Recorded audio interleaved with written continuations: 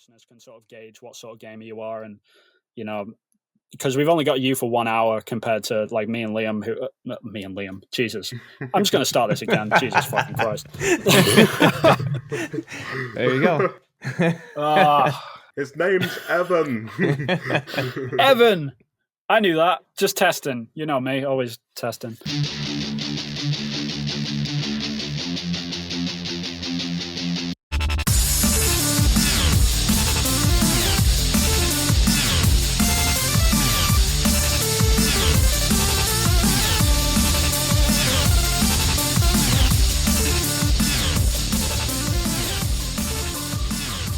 What's up, guys, and welcome to the third episode of Podcast Reload. It's the general gaming podcast by Sifted.net subscribers, where we invite community guests onto the show every week to talk about the games industry in all its weird yet wonderful ways. I am your host, Vin Hill, and joining me, as always, is, of course, my co-host, fellow Japan dweller and all-around nice chap, Evan Piotrowski. Hello. And joining us as well is, of course, our community guest from Sifted.net, Liam Argent. Yes, nice to be on the podcast. I'm also known as Tombraiders on Sifted. This week, we haven't actually got any housekeeping at all, so we're just going to dive right into it with a couple of questions for you, Liam. Every week, we ask our community guests to answer a couple of questions so that the listeners can sort of gauge what sort of game you are.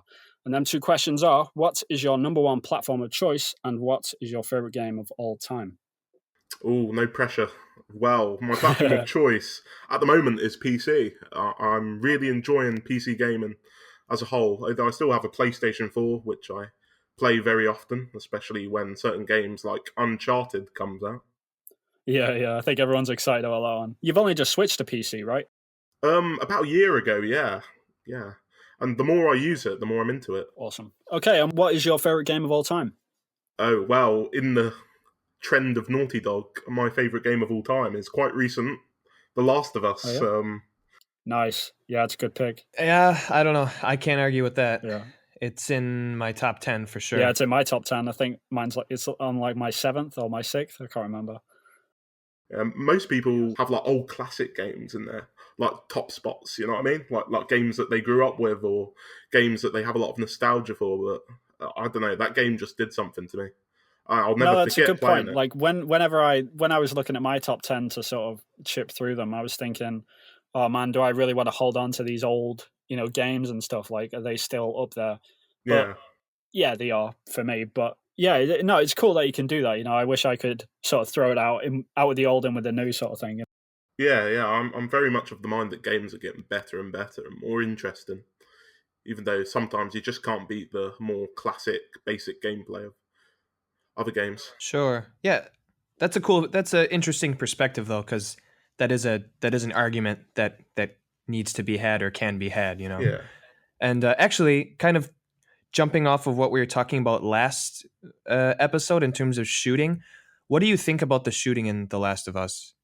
Like, a lot of people actually complain that it was really annoying or it wasn't very accurate. I don't personally think so. Yeah, I'm of the mind that the gameplay is fantastic. I love how weighted all of the weapons feel when you're using them. No, yeah, I'm the same with that. I mean, like when you're running through and like some of the weapons are genuinely quite hard to use, and you sort of think like in that setting it would be like that, like when you've only got like 2 bullets left in your revolver and like 5 guys are flanking around with like baseball bats, you're just like, oh man, what the hell am I going to do?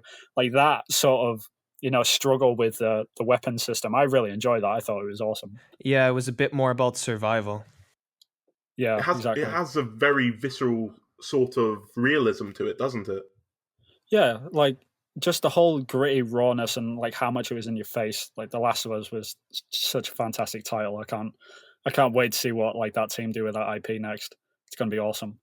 Like I really hope there's a sequel coming. Yes, definitely. They've got to be, haven't they?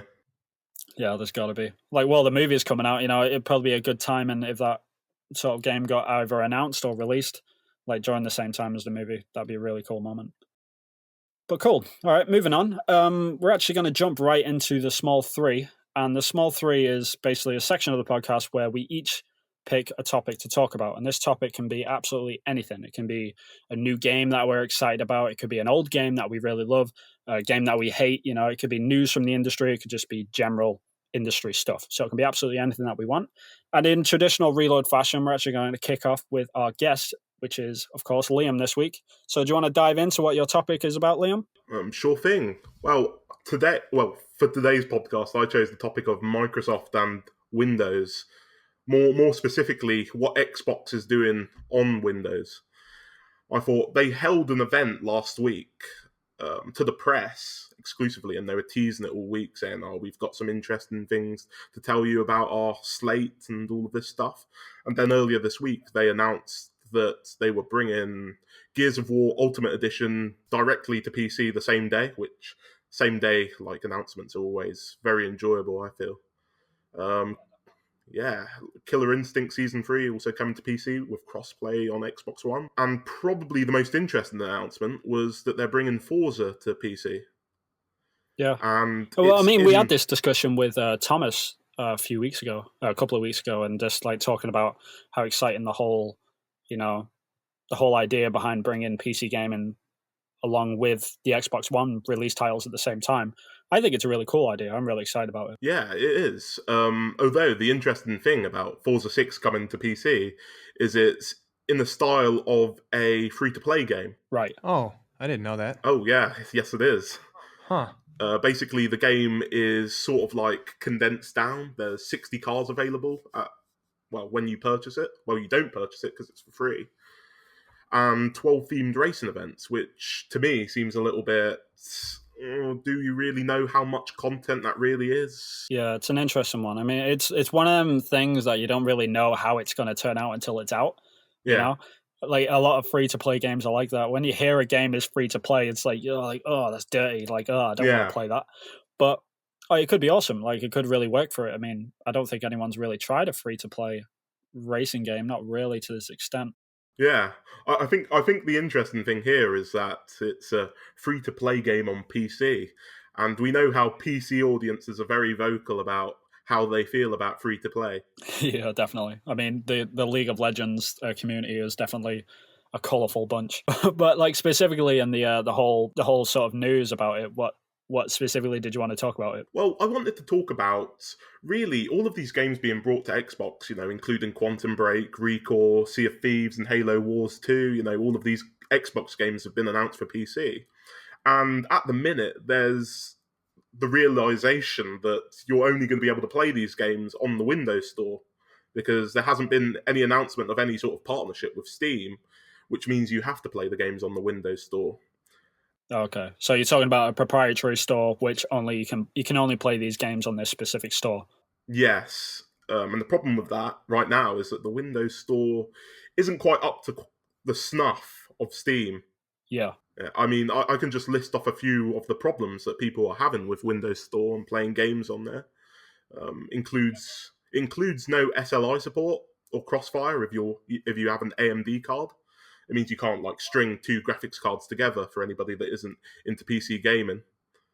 VSync is always on, and VSync's very important. Like, if you don't have a technically particularly good PC, it takes care of a lot of screen tearing. But if you do have a capable PC, it gets in the way of how the game performs. Well, that's a problem if it's always on. Yeah, it is. Especially if someone hasn't got a decent enough PC, they have to, you're kind of forced to turn that off just so you can actually play the game. So that's going to block out a lot of people.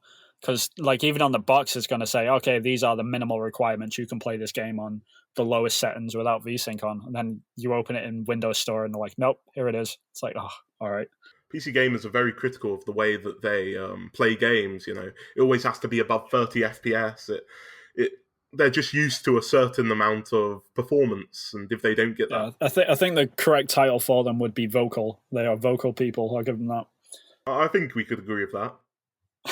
Yeah. So other things include always borderless full screen mode, which means that basically the screen is always on. You can always see the bottom Windows tab at the bottom. Oh, really? So it's not like a proper full screen. Oh, Jesus. I mean, it essentially works like it. It will be the same resolution, but the problem is that your graphics card is also processing your desktop and anything on it at the same time as it's processing the actual game, which can be bad in terms of performance as well. And also immersion in some aspects.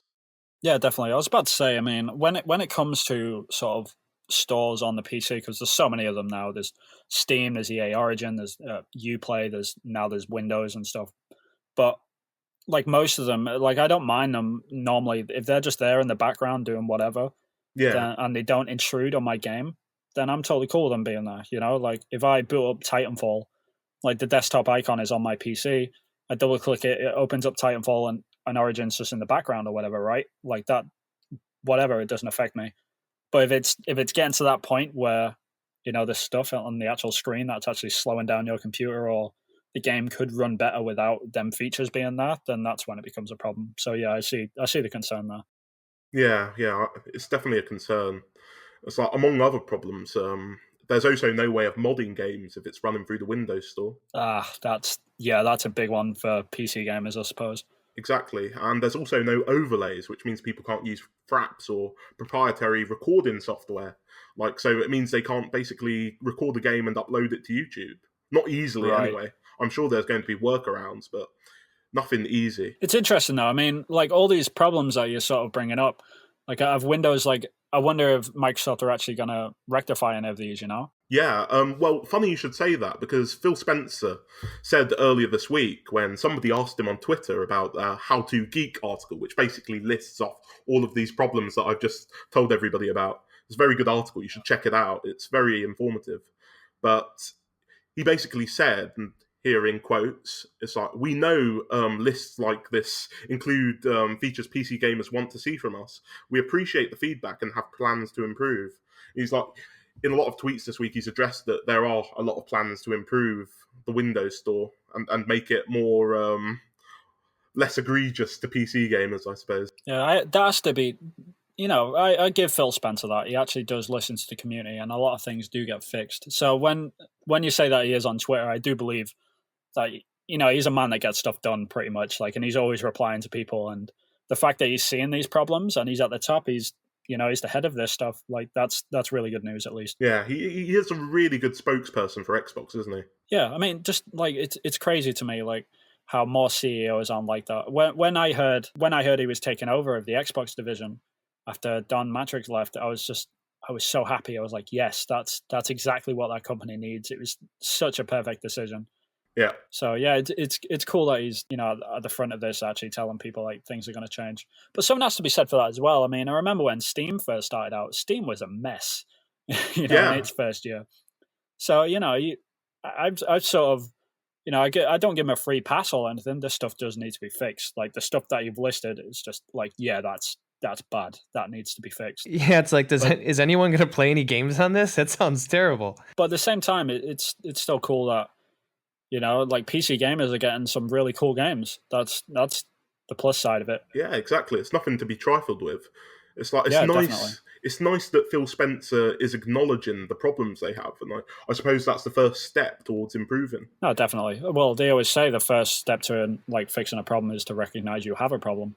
And the fact that Phil Spencer's out there saying, "Yep, I'm reading this stuff. Yep, we're definitely hearing you. Yep, this is definitely gonna get fixed." That's cool. That's reassuring. But, you know, like as you say, the PC gamers are a bit vocal, so how they'll sort of accept that statement, I'm not quite sure. Yeah, it seems like, I was just about to comment on that. This vocal PC community is probably going to be the catalyst to really get this stuff pushed forward to actually, you know, push Microsoft to fix some of the stuff. But it's good that it seems like they're moving in that direction already, you know, even though there's no time frame on said fixes. But yeah, at least it seems like it's being addressed at this point. But how about you, Liam? Like, what do you specifically think that they should probably change out of all that stuff, other than just everything that all the gamers are calling out? Like, do you think that's enough, or do you think this whole Windows system is? I've got to be honest. I think they need to sort out a way to get all of their games on Steam, because although you get the Windows Store straight away when you're on Windows 10, I don't think they're ever going to be good enough. I just don't. I feel like they need to have some sort of partnership with Steam. They have like a huge market. They basically have like every PC gamer on PC. You know, them not being on Steam is cutting off a lot of customers. No, I agree. I mean, I like it makes me sad when I see, you know, I can't buy Titanfall on Steam. You know, I can't buy the new Assassin's Creed game on Steam. You know, I won't be able to buy Quantum Break through Steam. Like that that's screwed up. I mean, like a lot of people compare it to Sony and Microsoft on Xbox One, but when you're on your PlayStation, that's it. It's just locked to that one store. Whereas on PC, there's so many stores now. Like if it doesn't affect me, if it's just there in the background, whatever. But when it actually comes to buying game and like organizing all this stuff as a PC gamer, I can see like how it would be annoying. Exactly. I think most people just really enjoy the experience of using Steam and having all of their games in one place. So they at least need to sort out a way that all of these games can be played through Steam. Even if it's not actually available to purchase on Steam. Right. How would you feel like if Microsoft actually came out and they made, I don't know, like a proprietary sort of like hub where all the games that have been purchased for all these various stores that you've got installed on your PC, like are in one place, so you can still interact with them in the same sort of manner. Would that be a solution, do you think, or do you think people I think so. Specifically Steam? It's like, although the Windows Store stinks at the minute, as it is, I think everybody would welcome like them to actually have a foot place in the market. Because like, it's never a bad thing when Steam or Origin or Uplay have more competitors. It means it's good for everybody. It's good for the consumer. No, definitely. I think, well, that sort of stuff drives a lot of sales and stuff as well. Like the reason why Steam has got so many sales is because, they're competing with other platforms. Yeah, exactly. So, it's always good for gamers. And the good thing about this as well, a lot of people say, Windows shouldn't do this and other games should just only be available through Steam. But the only reason why they are putting these games on the PC is so they can sell them through that store so they can get more money from it. So if they were just selling it through Steam, maybe they wouldn't earn as much money, and that therefore they wouldn't have the incentive to do it in the first place.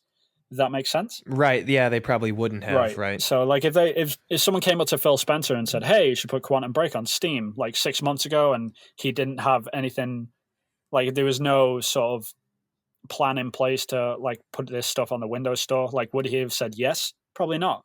Like maybe the only reason why this stuff exists is because of the Windows Store, But I see your point. Like there should be a definite, like in the future, there should be sort of a unified system for this, and that gives Microsoft a reason to make things better, right? If they want to compete and kind of carve a little market for themselves, they have to make things better. Just looking at this list of problems, if they want to have the Windows Store being a meaningful place to play games, it has to get better. Otherwise, it's going to go the way of what was that called? Games for Windows Live. Yeah, right.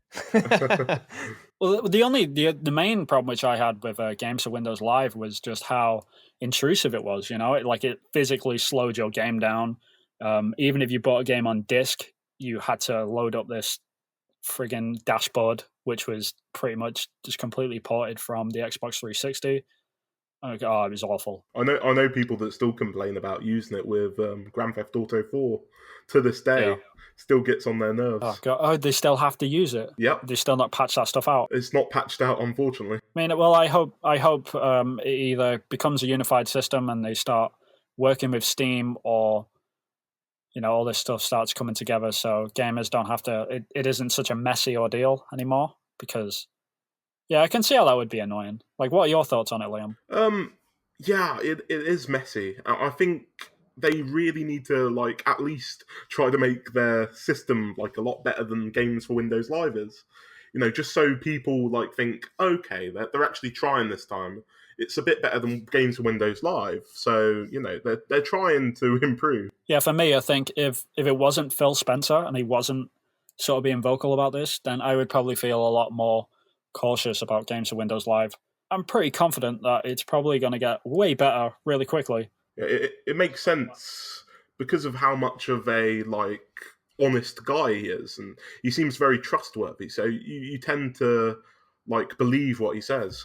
Yeah, definitely. I mean, I'm curious. I'm interested. I'm really happy and excited that more people get to play these games because they are some really awesome games. The fact that people are getting Quantum Break at that fidelity of graphics, that's awesome. Like, I'm really happy about that.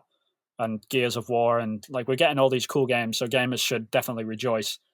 They have some shortcomings, but I suppose they'll get fixed. Word to the wise, though, guys.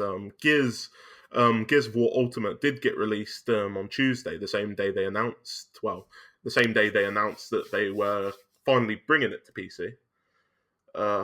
But apparently the game has a lot of problems. It's not a very good port at the moment. And this is like a thing where it could be patched next week and it could all run perfectly. But the minute people are having a lot of problems actually using the game. Yeah. I think that goes for every sort of PC game though, you know? Like, go look at YouTube videos before you buy. Exactly. I think we've learned our lesson in recent months, so... It's like, exactly. It's like, come on, guys. Be a good consumer. You don't have to rush out and buy games that that just come out. You know, you should listen to reviews, do research before you buy something. It's a big investment. It could set you back, £20 to £40 or $40 to $60. You know, you need to do your research before you buy them. I think it goes for every game. I mean, if you're gonna buy it, then look into it a little bit first. It's $60. Vote with your wallet.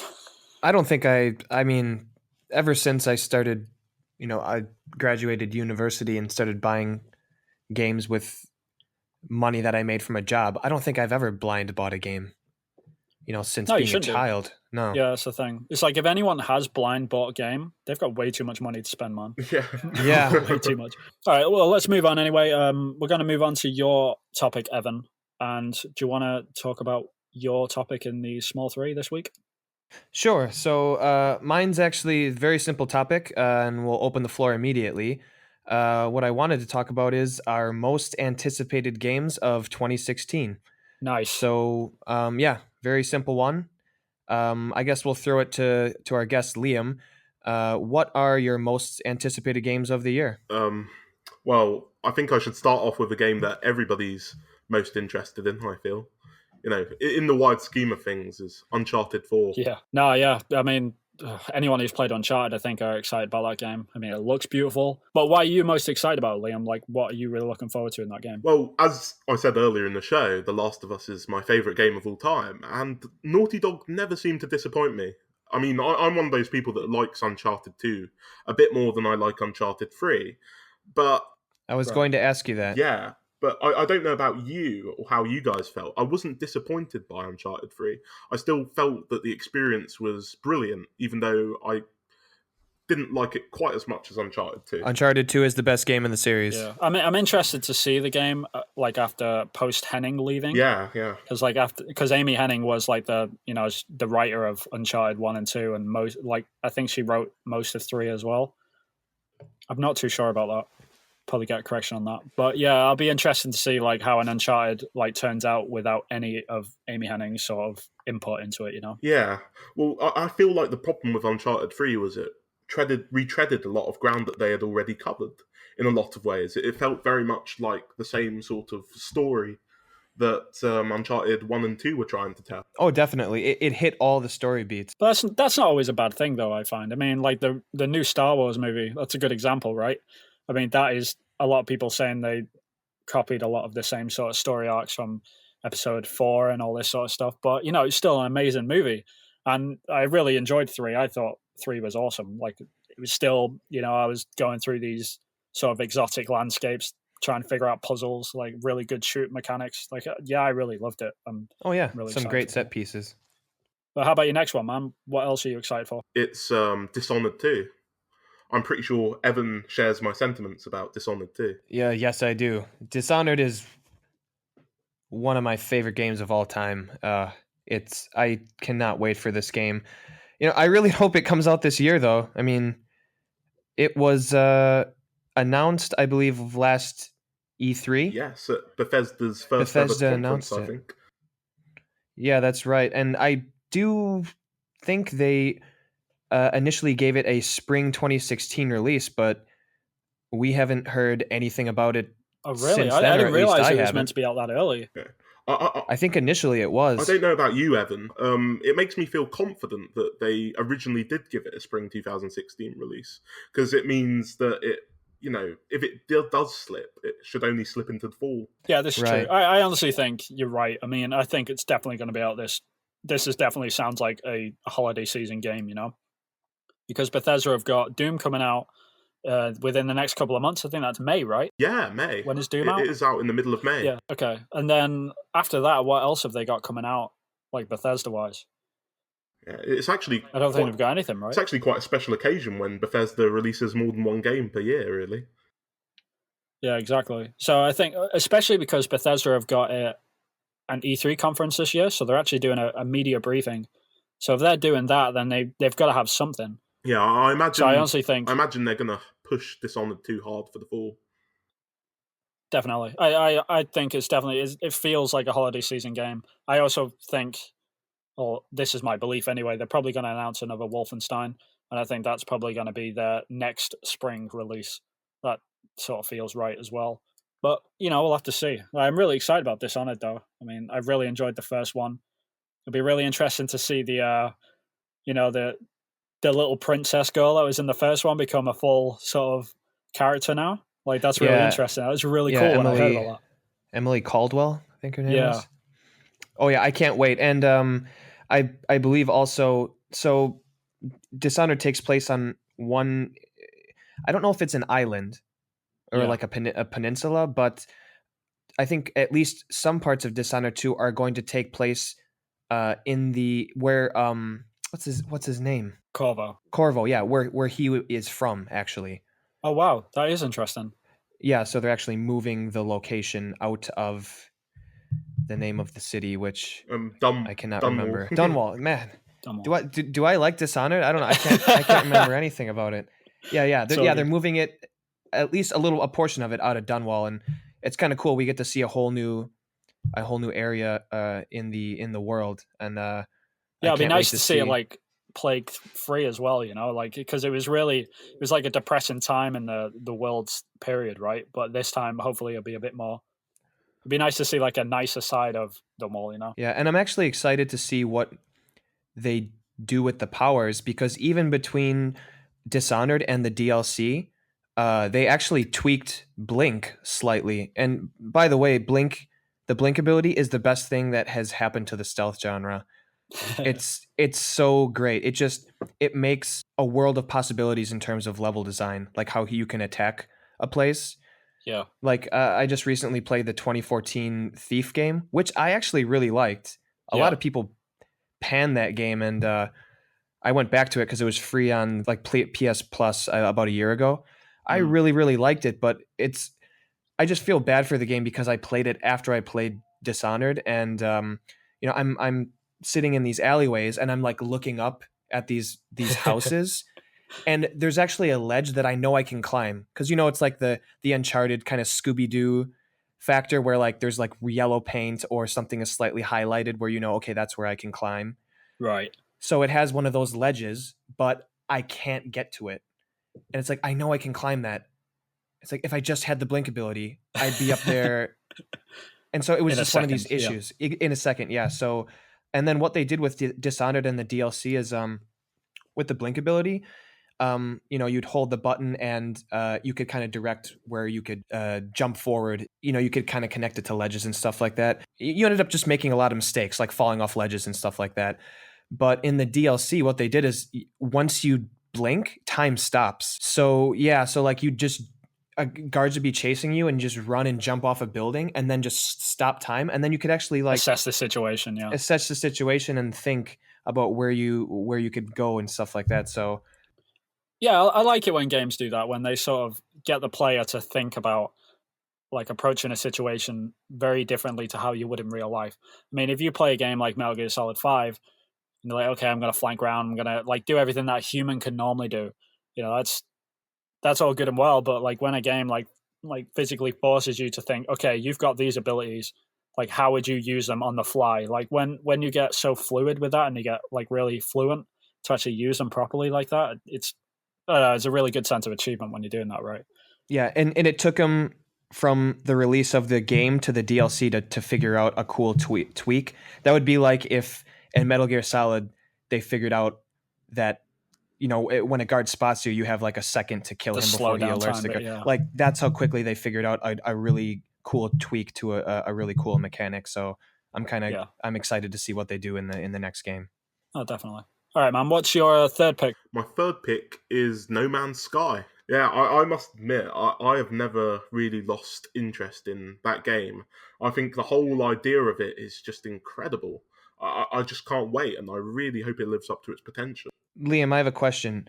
If the game just turns out to be what it looks like it is, just traveling and kind of picking things up and possibly running into 8 planets that have nothing on it before you hit a planet where you can actually interact with stuff and just kind of explore the world and there's not really a narrative and stuff. If that's the game, is that totally okay with you? You know, I think it is kind of okay with me. I love the idea of just like traveling the stars and like going on to all of these strange planets, like different colors and biologies and all of these fantastical sort of ideas in their generation. I think I'm definitely excited for the game. I'm curious to see what they do with it, but it's one of them things where you can.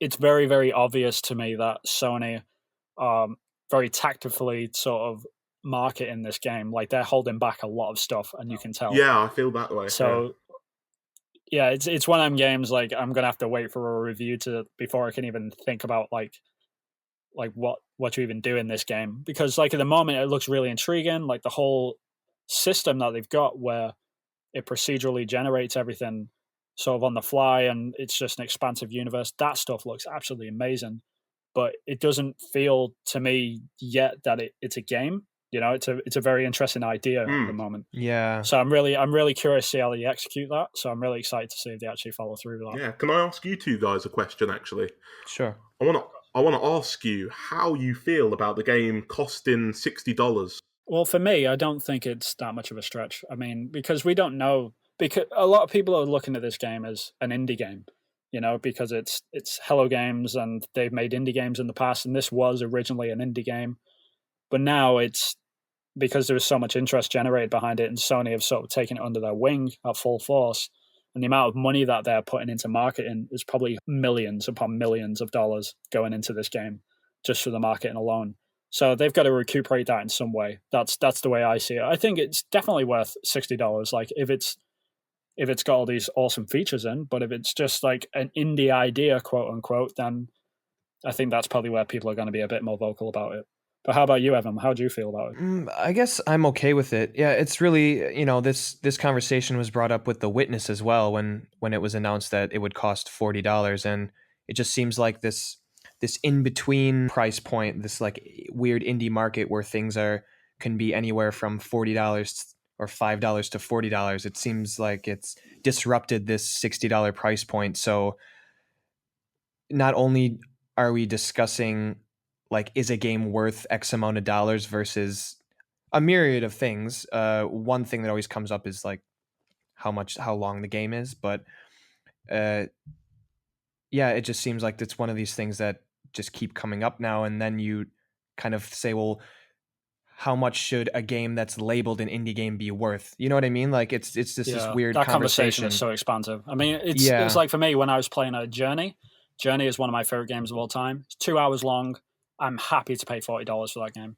Yeah, I totally agree. Yeah, it's just how people perceive, you know, what a game is worth these days. You know, like I meet people all the time says, "Oh, it has to be 1 hour of content has to be $2.50 at least," sort of thing. It's like, really? That's all right, cool. There is one thing I'd like to say though about No Man's Sky. I feel like people should lower their expectations a bit. It's like this game has been like such a big deal for so long now that people are just like anticipating it like you wouldn't believe. I feel like people should lower their expectations and remember it is only developed by 11 people. I think this is an incredible game. They've got an incredible algorithm that makes the game do such wonderful things. But if you're thinking that it's going to be something like unforgettable, something that has never ever been done before, you're right, but at the same time, I think some people's expectations may be a little bit too high.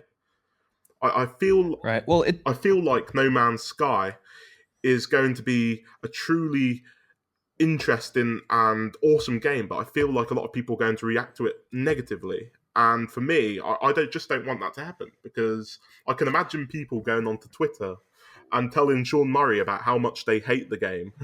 And Sean Murray's like the nicest guy in the world. And I would really like it if people didn't pest to this poor guy who's just like poured his life and soul into this creation.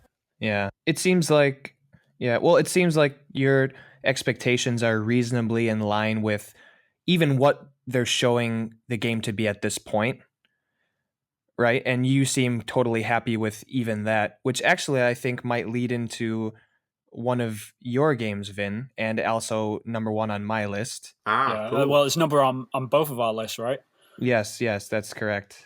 So the my top game, which I'm actually anticipating, is The Last Guardian. Same here. And I've literally been waiting for this game since the second it got announced. I mean, my favorite game of all time is Eco, and the director of the game has said multiple times that this game is going to be very much in tune with Eco and not so much Shadow of the Colossus. So it's a similar thing with No Man's Sky. You know, everyone's got this anticipation for the game, saying, "Yeah, I can't wait for The Last Guardian. It's going to be a lot like Shadow of the Colossus." And it's like, no, it's not. Like, everyone has to sort of get that into their head. It's not going to be anything like The Last Guardian. If you want a point of comparison, you should definitely go and play Eco. It's an amazing game, but it's very different to the Shadow of the Colossus. Like, why are you excited about it though, Evan? Well, my favorite game of all time is Shadow of the Colossus. Oh, there you go. Yeah. So, and I wrote a blog post, my top 10 games of all time, and one thing I kind of discussed was, with the Shadow of the Colossus, there's not much of a story. There's barely any dialogue, but whereas some games that would be a negative, Shadow of the Colossus takes those deficiencies and uses the room that, well, those things aren't, they don't exist in the world. It takes other aspects of the game and elevates it. And like the main thing in that game is the world. Right. It's the traversal, it's the environment, it's the scale, the atmosphere, all of those things combined. And when I look at at least what I've seen from The Last Guardian, that seems to be part of it. Yeah, obviously, definitely. It's not, you're not going to be climbing, giant monsters and, stabbing their pressure points. But right. It does seem like thematically and atmospherically they're taking that stuff and they're pushing it to the forefront. Like, when I look at it, a lot of people question me, like, why is Eco your favorite game? But it just tried so many new things and it did different things, which are definitely present in The Last Guardian as well. And that's stuff like having no music, when you're walking around, just hearing the wind and the birds, just no UI, the fact that the character doesn't talk the same language as you.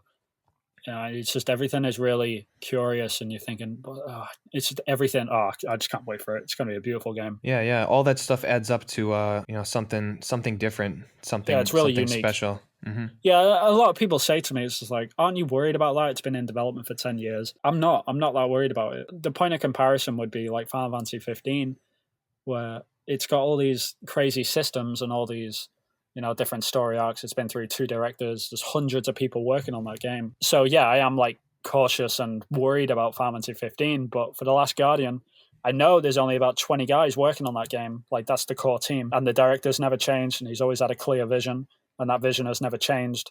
And we still don't know that much about the game as well, which is really interesting to me. Like all these press releases they've had for it, all these trailers, like, we still don't know anything about the game. Like, who's this boy? What's Toriko about? Like, what is that creature? Where is the world? Like, no one knows any of this stuff, Yeah. Just looking at it, it just seems like if this is what the game is going to be, I'm totally okay with that. And like you said, their track record, I mean, they haven't failed me yet. So yeah, well, it's like Naughty Dog. All they do is make gold dust. Like, it feels like Ueda has never made a bad game. So I'm not going to lose confidence in him now. Right. But, yeah. Mine are The Last Guardian, Uncharted 4, surprise, and Dishonored 2. Awesome. So yeah, all covered. But yeah, the only other one that I'm really anticipating is actually Mirror's Edge. Okay. I'm really excited about Mirror's Edge. I played the first one to death, pretty much. And just having a game that isn't focused, like playing a first-person game where there's no focus on gunplay, and just trying to get like the 3 stars on all the time trials was such a huge self-challenge. A lot of people say this when they're playing the Dark Souls games and Bloodborne and stuff like this, where it's a challenge to yourself. Like, the game, if the game works perfectly and it's just, if you screw up, then it's your fault. It's not the game's fault. And that's what Mirror's Edge is a lot of the time. So the time trials I'm really excited about, just so I can do that again. Hey, Liam, have you played Mirror's Edge? Yeah, I have. I played it quite late to the game. I think like one of the things that strikes people most about Mirror's Edge is how beautiful it looks. Like just to this day, it's a That really is true. timeless game. Just the art direction in that game, it just holds up so well. It's surprising. Yeah, aesthetically, it's really clean. It's really pristine. Like I was playing it not too long ago on a PC, and the game, like that game, could have come out like a year ago, and you wouldn't know. The fact that it came out like back in 2007, it's crazy. Like it's been out for a long time. Yeah, So I think it holds up better than most last generation games. yeah, this Yeah, is true. they saw Wind Waker on the GameCube. They're like, all right, guys, we're gonna make a game that's not gonna look like shit in 10 years. Yeah, So I feel like that could be a dark horse for this year. I don't think it's going to review well. I don't think it's going to get like 9 out of 10s or anything like that. But I know personally for me, like I know it's going to be one of my personal picks. So yeah, I'm really anticipating that game. It should be awesome. I think that Mirror's Edge Catalyst is going to review very well. I think it's going to surprise I everyone. don't know. Yeah, we should probably tell listeners about this. Like my fantasy league opponent is actually Liam. Oh, that's right. I totally forgot that. Yeah, we're actually up against each other, and I picked Mirror's Edge Catalyst, and I'm starting to regret that pick. But at the same time, he took a massive 0 the other I day did. from Mass Effect. Mass Effect Andromeda. Oh, you picked Mass Effect? Oh, man. Yeah, I made a point of when the post came up on Sifted, I made a point of like tagging Liam, and I also tagged Shane. I was like, haha, screw you guys. Oh, yeah, Like, you got to rub it in. Yeah, I've I got stayed away from Mass Effect Andromeda. I did not think it was going to yeah, come I didn't out. go near it. But like Shane messaged me back and he was like, you know what, dude, you're getting a thumbs down for that. And I'm like, you know what, I'll take that. That's fine. Yeah. You see, I Sure, why voted not? with my heart and not my brain. I wanted that game Well, this you year know, I so kind of feel bad. that way about Mirror's Edge. Same thing. It's like a high risk, high reward type thing. You know, you got to Yeah, shoot for the exactly. stars. Yeah. I suppose it's the same thing with The Last Guardian and No Man's Sky. Like, I don't think any of these games are going to review well, but I'm really excited for them. I think they're going to be amazing games. But yeah, okay, we should probably move on to our last topic, actually, which is actually my topic. And this week, I actually wanted to talk about the changes that have been happening from all the publishers about E3. And sort of, there's a lot of publishers dropping out recently, and everyone's worried that E3 is going to change for the worse, or maybe it'll change for the better. And nobody actually knows. But back in January, basically, EA dropped out of E3 and said, we're not having a booth. We're not going to have a presence like on the show floor. We're going to have our own thing, like 20 minutes away from the convention center, and we're going to have all the players going to be able to come there, because there's been this growing sort of complaint from a lot of publishers saying that we need gamers to actually come to these shows so we can sort of promote the games to the players, because they're the ones that are going to be sharing on Facebook. They're the ones that are going to be talking about it. They're the ones that are going to actually be buying the game. So they dropped out back in January. And then last week we actually had Activision drop out, which everyone was a bit apprehensive about, because Activision were probably going to replace EA at the show floor and take up much of their booth space. But now that Activision have dropped out, there's been a few other little companies as well, like Warhammer Games just dropped out, and Disney actually just dropped out as well. So more and more companies are actually moving away from E3, and it's sort of worrying everyone. But how do you guys actually feel about the traditional E3? Do you think it's relevant anymore, like in the same sort of way? And I'll sort of kick this off with you, Liam. Do you think that it's, these changes are good or bad? Well, can I first off say that I don't think Activision like leaving E3 is really a bad thing, because they actually said that Call of Duty would still be on the show floor, which leads me to believe that I think they're going to have it on Sony's booth, because they're partners with them. So I just don't think they really have any other games that they need to show, so they just opted to put one of their games under someone else's wing. Yeah, but I don't actually feel that this is that big of a deal, really. I feel like it's just like most of these people that are dropping out maybe just don't have that much to show this year. And with Disney dropping out, the only thing that they really have to show is Disney Infinity, which they've already announced they don't have like a main game in the series coming out this year. Instead, they're opting to just have a bunch of new characters drop later in the year to add on to the last game. So I feel as though those people leaving E3 is just because they don't have that much to show, really. And, E3 is like a gigantic press show. And I don't really think the press would be too interested in games like Disney Infinity, really. I feel like Disney Infinity, they're doing the right thing in just like marketing it to its audience outside of E3. Yeah, I think it goes for that for a lot of stuff. I mean, like I said, that was the main complaint because they don't want to interact with the journalists. Well, it's not that they don't want to interact with journalists like less or anything. They want to have the show also accessible to like actual gamers as well. Yeah. So yeah, it's a funny one. I mean, Disney actually said, like in a quote recently, they said we will be doing additional direct to fan engagement throughout the summer and this year.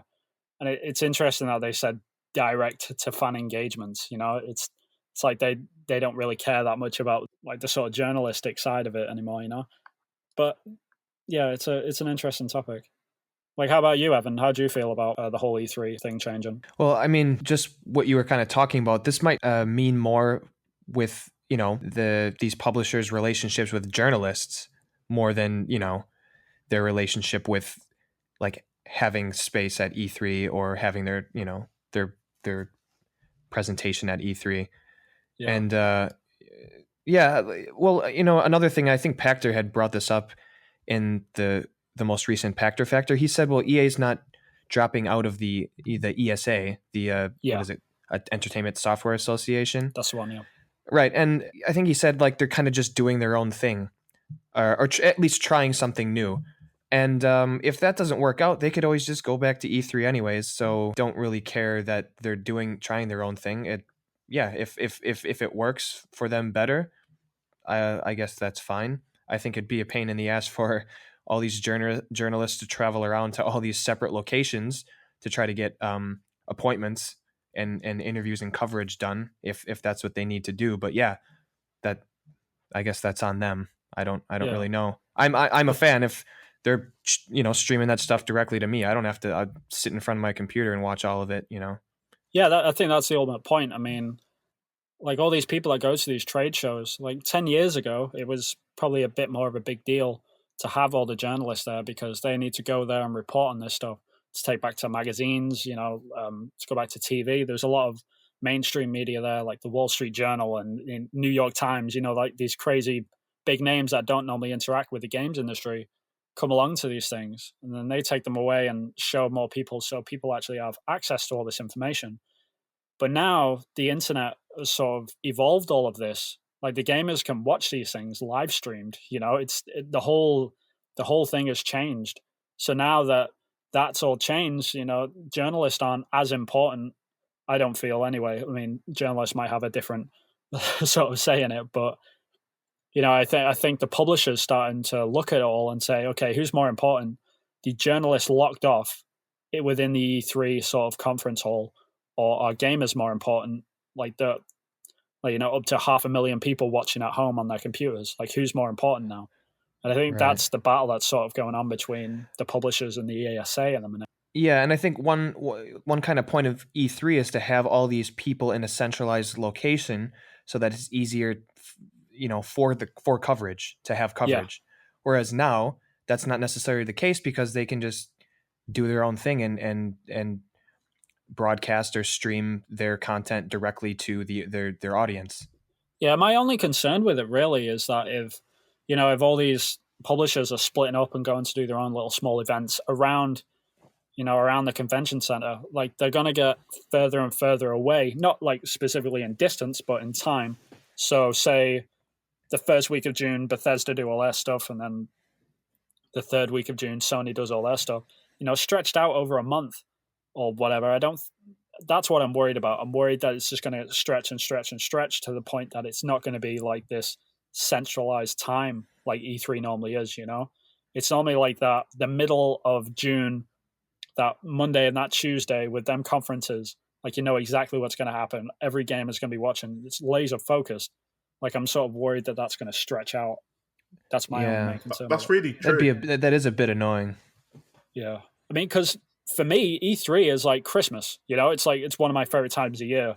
Like last year, watching the Sony conference, man, it blew my mind. Like that conference for me was just that whole week, was just the epiphany of why I love E3. You know, and for that to know that is changing, that's going to be twisting and turning. It sort of worries me, but yeah, I don't know. It's strange, right? Yeah, I'm gonna have to start putting all these things in my calendar on my iPhone. Like what's going on this Saturday? What SGC? Oh, there's something in Germany. Okay, no, Bethesda's doing their thing. Yeah. I do. If they start splitting all this stuff up, it kind of I do miss the whole centralized E3, the big moments, all that type of thing. Yeah, but like for you, Liam, like, do you think there's any sort of solution for the ESA? Do you think there's anything that they could do to sort of bring the gamers together and bring the publishers together and bring the journalists together all in 1 week?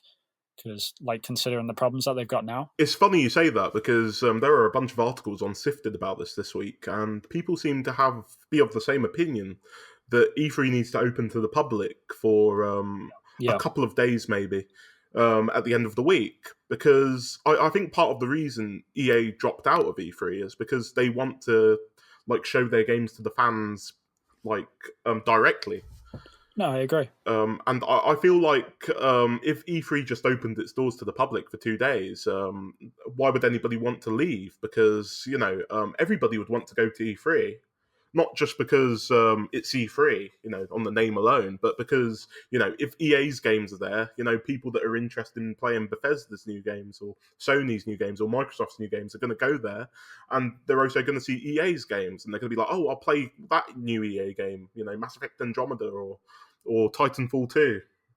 I think I think that's the main concern with the whole EA thing. I mean, they're having their own separate event and everyone's talking about it, but people have got to remember, there's people come from all over the world, all over the country in America to go to this event. If I'm a gamer and I live in America, if I live on the East Coast, for example, and I'm thinking, okay, I'm going to go to the EA thing. You go to EA, you can only play EA games, and that's it. That's all you're going to be doing, right? But if E3 opened their doors for a couple of days and you've got to play all of the EA games, like you said, and all of these other games as well, that's more of an opportunity for me to play all these games, and that's definitely more incentive for me to get on a flight, go to LA and actually, experience all this stuff. Because right now, just going to see one publisher's set of games, I don't think that's enough to draw people over. No, it's not. That is a good point. Yeah, it wouldn't be enough to draw me in. That's for sure. Yeah, definitely. I mean, that's the thing. Back in 2007, EA, when they dropped out of the E3 of that year, they actually lost 10,000 attendees that year. E3 did. That's what the ESA actually reported. Oh, yeah. So Wow. it hits them hard, man. It really does hit them. And that just shows you, I mean, I don't think it's that many journalists, because a lot of non-journalists are sneaking into E3 every single year. I mean, 60,000 people, that's got to be... I don't think there's that many journalists in the world, covering games. One thing to think about is that, that I'm sure there may be a drop-off this year compared to last year, but I don't think it will be quite as egregious. I mean, there's one thing to note is that Nintendo should be at E3 this year with a brand new console, and that's going to be a huge, exciting new thing, and I'm sure, pretty much all the journalists in the world will want to be there to talk about that. No, this is true. I mean, Nintendo haven't had a presence, a conference presence in a few years. And I think that is more damaging to me, as a gamer, to not see them on stage with everyone else. But then they've still got a booth presence, which doesn't affect me as much because I'm not there. Exactly. It's all sort of backwards. I mean, the average gamer watches all this stuff online, and the main thing that the gamer wants to see at E3 are them conferences. That's the most important part of it, right? Yeah. I watch them every year. Look forward to them. Yeah, I mean, that's the thing. As long as EA and Activision, as long as EA, Sony, and Microsoft and all the other heavy hitters still have their conferences, I don't think this is going to affect that much in terms of how much the gamer is going to tune in and watch. But it's the only people that it's really detrimental to is the journalists. I feel really bad for them guys, because they've now got to go from the sort of, the E3 convention center all the way over to the EA stuff just to cover a few more games. And that's more of a pain. And if more and more people start splitting up over the weeks, all over the months, then it's just going to get harder and harder, right? They're going to have to pick and choose at that point. Exactly. So like there's just some games that aren't going to be covered by the smaller outlets, which, that's unfortunate. It shouldn't be that way. Yeah. But I think it's mainly down to the ESA sort of charging so much as well for the booth space, because at the minute, a few years ago, actually, an indie studio called Semi-Formal Studios, who worked on a game called Assemble Online, they actually went and got a 600 square space for a booth, which isn't that much, it's quite small. And it cost them about $100,000 for 600 square foot, which isn't that much, really, like size-wise. But if you put that in the perspective of that size of a booth compared to, Sony's or Microsoft, you're talking millions upon millions. And EA normally have a massive presence. It's been quoted by a lot of journalists that EA have one of the biggest presences on the whole of the E3 convention center. Right. So the ESA are losing a lot of money from not having EA there. So yeah, it'll be interesting to see if the ESA decide to, cut off the Thursday and Friday and have that for the general public. I think that would be a great way to do it. Or if, I don't know, because the ESA changed a lot of stuff about E3 over the years. So I suppose we'll have to see. There's one thing that I like to think about. Is that I don't know about you guys, but I think the E3 is a lot like a Christmas roast dinner. It's like when Nintendo says, "Oh, we're not going to be having a conference this year." It's like, "Oh no, Mum forgot to put on the roast potatoes." It's like, and then it's like someone forgot the gravy. Yeah, you can't have potatoes without gravy. EA's that lovely gravy that we all like, and they've decided to go elsewhere. No, it's true.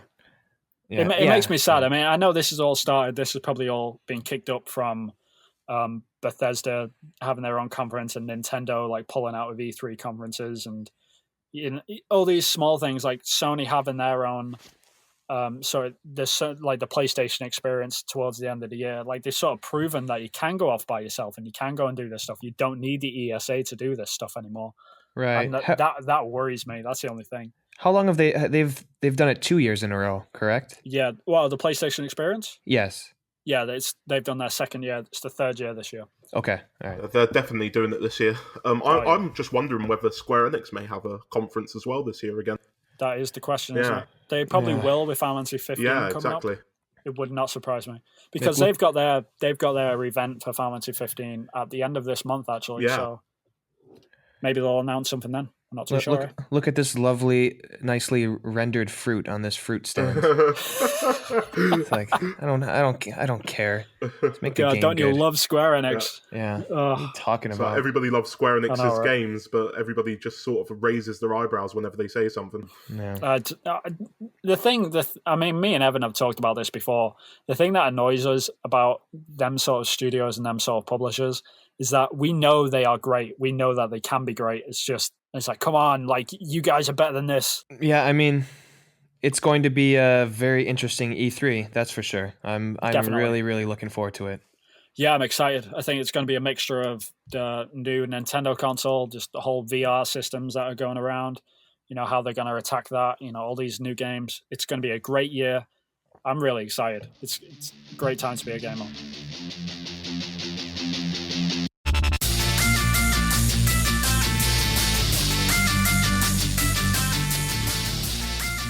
Cool. All right. Well, let's move on. And we are going to move on to our content callouts. So in this section, we basically call out a piece of content from the Sifted website. This can be an article. It can be anything from the forums, anything like that. So do you want to kick us off, Liam, and give us your content callout of this week? Well, sure. Well, if you go into the community and along the right side of the community page, there's recent blogs.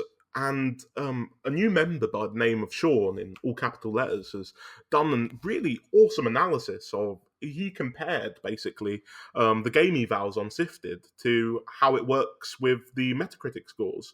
And there's quite an interesting statistic that you're looking at. It's like Metacritic scores, quite almost exactly, just far less egregious. And it's just a very interesting statistic to look at. I think he did a really awesome job, mocking this statistic up. I think everybody should go look at it and send him some praise this way. Yeah, that's cool. How about you, Evan? What's your content call up? All right, my content call out of the week is the Sifted Community Throwdown Season 1 Let's Play Resident Evil 4 and Grow the Community 4 exclamation points. Thread by Sifter Beelzebub. So if you go to Community General Gaming, you'll find it. It's called, the Sifted Community Throwdown Season 1. And basically he's kind of set up this this challenge where you start a new game in Resident Evil 4, get a new save screenshot. You have to beat the RE4 on hard difficulty, and then when you beat the game, you have to take a screenshot of the finished game on March 13th, just before midnight Central Time. I'm guessing he means US Central. Yeah. And the person who has the least amount of deaths, or in the if there's a tie, the highest treasure score, wins a $60 Steam card that actually Sifter Beelzebub is putting up himself. Nice. Which is actually, well played.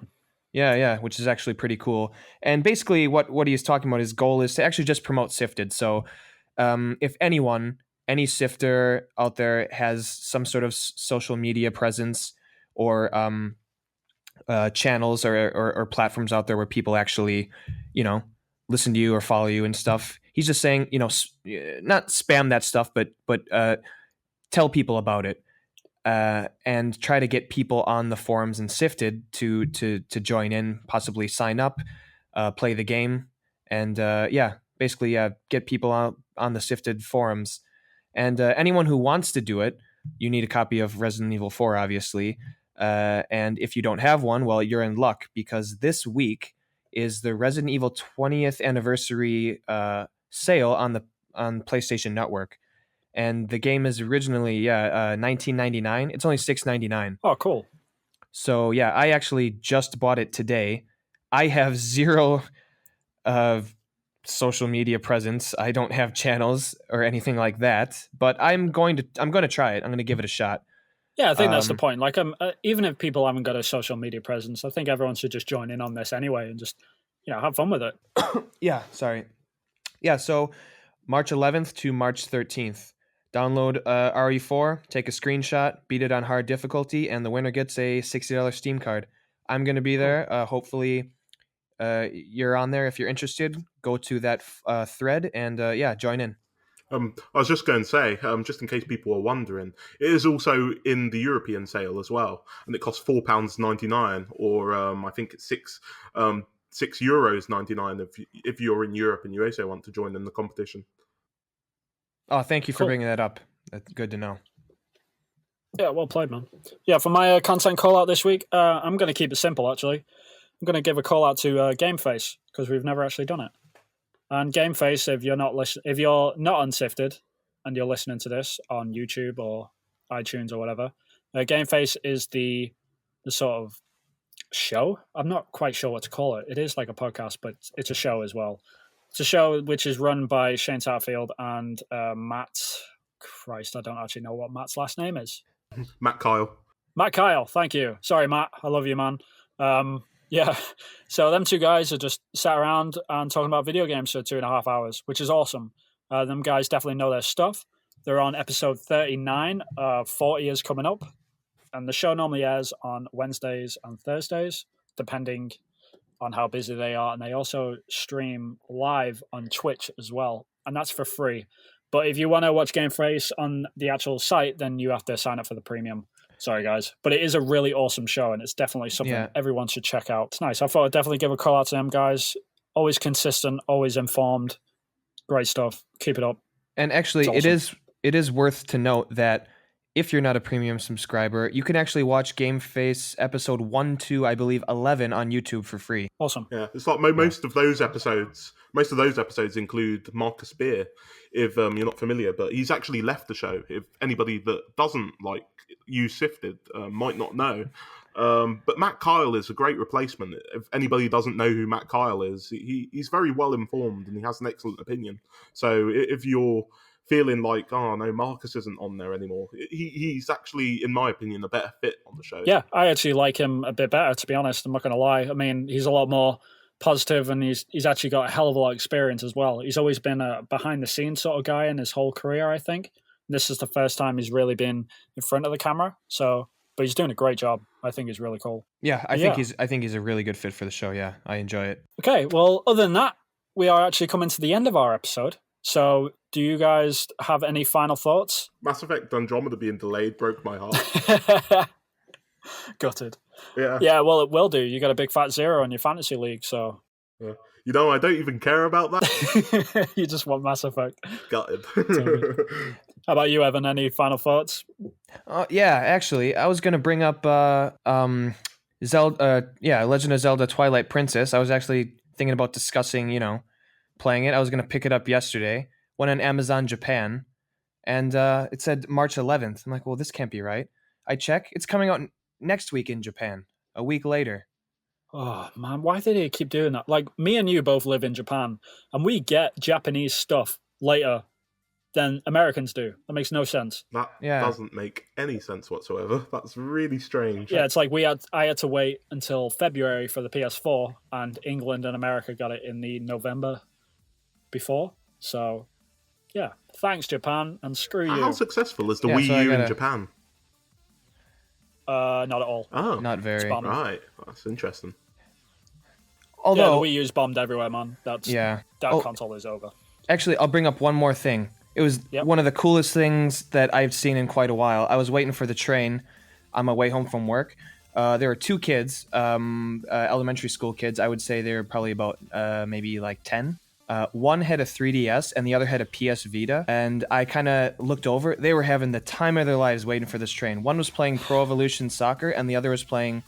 He was playing Pro Evolution Soccer on his PS Vita. The other was playing Minecraft on his 3DS. And they were having such a good time. And they were kind of looking over at each other's systems and like pointing out stuff. That's and awesome. I'd never seen that before. I wanted to take a picture, but I thought like I'd probably get arrested for being a creep. Taking pictures of kids. No, you don't understand. Honestly, it was it's about the PS Vita and the 3DS. No, that's cool. That's a beautiful thing though. Like you know, if you take away everything, you just look at the innocence of it. You know, it's just about people enjoying video games. No elitism or anything like that. Oh, it was great. Really yeah. Cool.